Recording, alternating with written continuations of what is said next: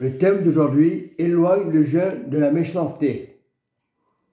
Dans Isaïe 58, Dieu déclare, depuis les temps jadis, ceux qui jeûnaient avec amour, il y avait des guérisons. Mais si tu ne jeûnes pas avec amour, il n'y a pas de guérison. Et le Seigneur nous montre dans Isaïe 58, voici le jeûne auquel je prends plaisir. Détache les chaînes de la méchanceté. Dénoue les liens de la servitude. Renvoie libre les opprimés. Et que l'on rompe toute espèce de joug, c'est-à-dire de chaîne. Et pour jeûner, il faut se libérer. Et quand tu jeûnes, tu libères les personnes, tu libères ton corps dans l'amour. Voilà, et c'est important de jeûner. Parce que ce qui nous a donné le Seigneur, notre Dieu, notre corps doit appartenir au royaume. Partage ton pain avec celui qui a faim. C'est ça un jeûne. Sans arrière-pensée. Partage. Ne pose pas la question. Partage ton pain.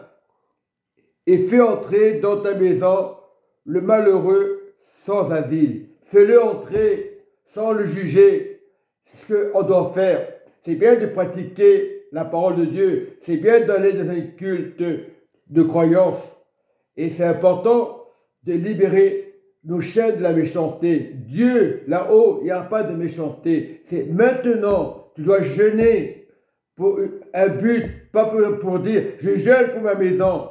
Déjà, jeûne pas pour ta maison, ne jeûne pas pour ta voiture, jeûne pour ton frère, ta sœur. Et aujourd'hui, on jeûne, c'est vrai, dans certains lieux de culte chrétien, ou peu importe le culte que tu vas, jeûne pour le bien, jeûne pour le royaume.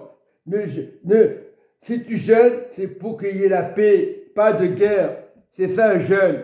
Mais ça s'est perdu. Voilà, et le Seigneur nous dit, partage ton pain à celui qui a faim et fais entrer dans la maison les malheureux sans asile. Pourquoi le jeûne n'est pas exaucé dans nos assemblées ou les systèmes de religion. Chaque année, on jeûne 40 jours. Il y a 40 jours de jeûne. Il y a des endroits, 30 jours de jeûne. Et il y a toujours la méchanceté. Ça ne peut pas avoir la paix.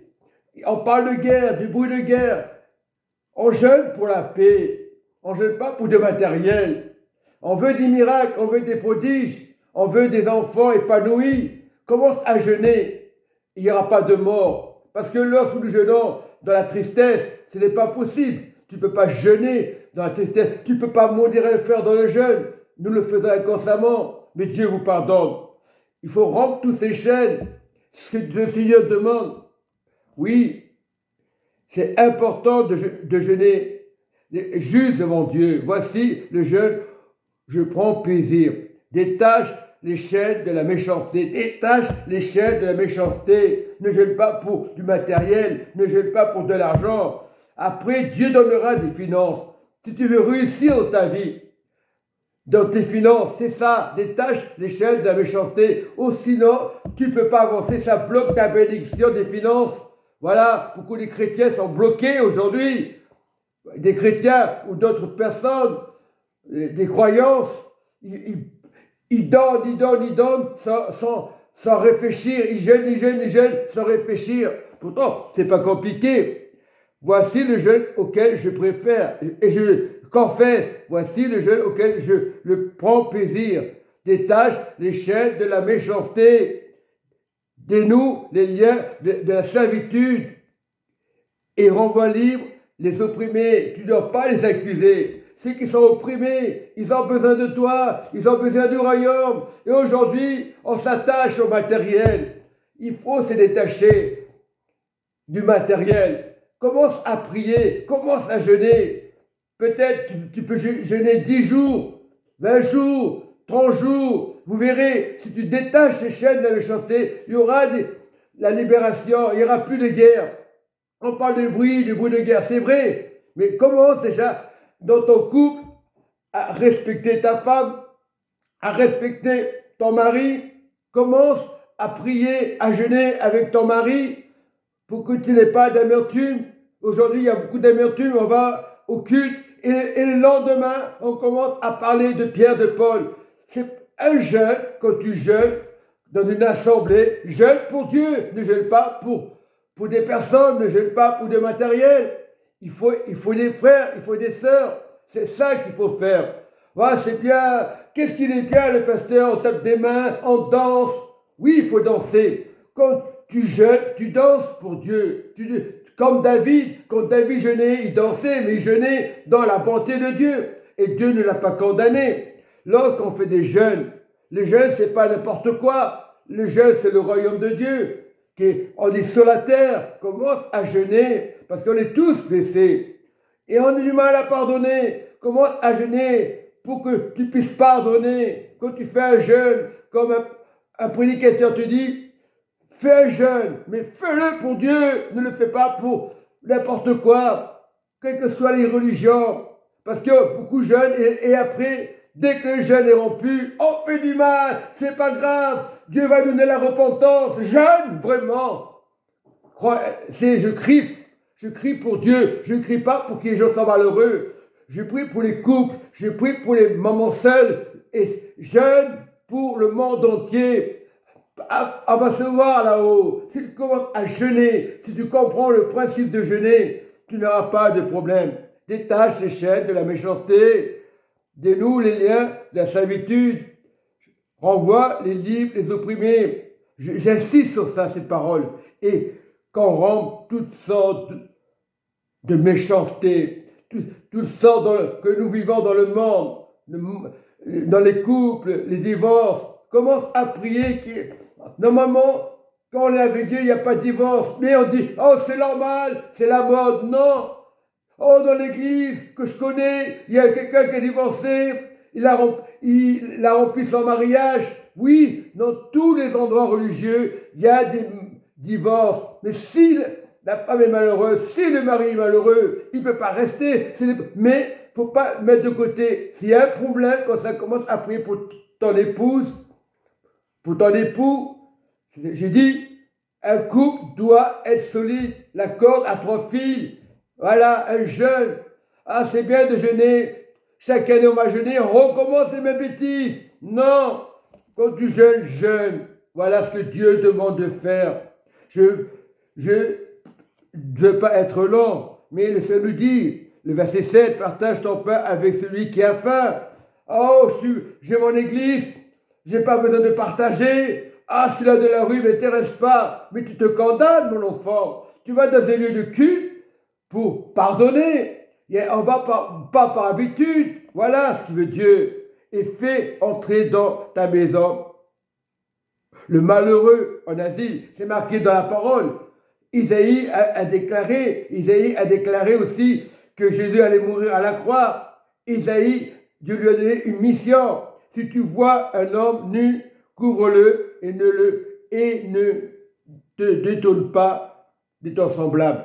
Ouais, et c'est important. Jamais c'est détourner de son semblable.